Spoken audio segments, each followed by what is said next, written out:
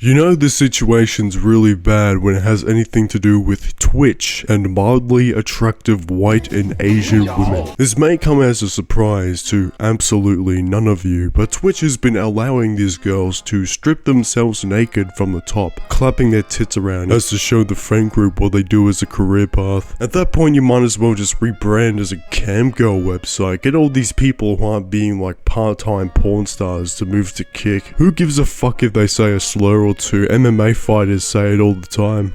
Go fuck your coach, you fat. Of course, when you have the amount of degenerate neckbeards with their penises covered in 30 pounds of fat, the moderation team had no issue with these women degrading themselves for an extra few $100 a day. I mean, hey, if all I can do is take my shirt off and flop my chest around for like 4 hours for $1,000 a stream, I'd be living that American dream. All you gotta do is stand in front of a camera with the milkers hanging out these days. No such thing as editing hours on end anymore. Just pay someone less successful to edit for you while you stand there with nothing on watching Daily Dose of Internet or playing Pokemon. Some of them aren't even doing anything content wise. This one is just looking through an e-boy application basically mocking him live on how he'd want to pay this bloodsucker money. Then again, he looks fit and handsome, so he's more likely doing it for attention. Absolute Giga Chad. Of course us, the YouTube community who aren't talentless or touching kids, have a lot to say about this mess of a decision by the corporation. As long as you have a content classification label, which is basically just the tags on Twitch, you can now have content that focuses on clothed intimate body parts such as the buttocks, groin, or breasts, body riding or body art, content with a focus on fictionalized, exposed female presenting breasts and or fully exposed genitals or buttocks regardless of gender, strip teases and other erotic dances that involve actual disrobing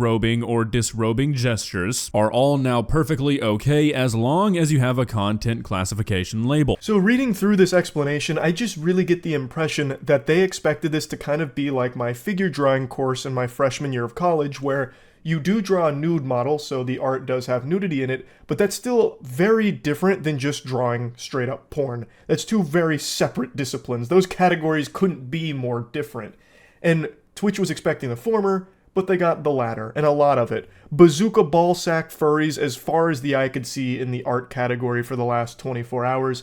Yeah, we really showed them, guys. So far on the site I found 7 different girls doing this. One of them was filming outside in a parking lot dancing, and another was talking about how dead her dad is. Is your father proud of you? He's dead, thank you for asking. He would have gotten drop-kicked if he ever was alive, sweetheart. We can't forget the main culprit in all this bullshit though. Twitch HQ was scrambling around trying to find the best possible balance to their guidelines, instead of just admitting to us, hey, we love hot naked women. Fuck the men. Like just look at this. Content intended to draw attention to an individual's buttocks, groin or breast for a prolonged time, having these body parts take up a majority of the frame, is still prohibited.